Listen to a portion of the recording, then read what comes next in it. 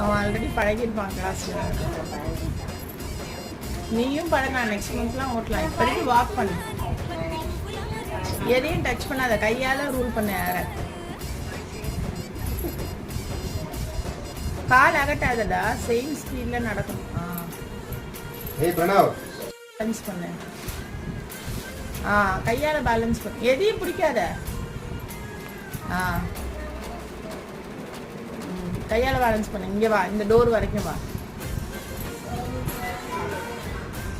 Very good. Dose பார்க்காத, கையால balance பண்ணு. அவ்வளவு. That's it. See, skating la you are going to rule the air and the way.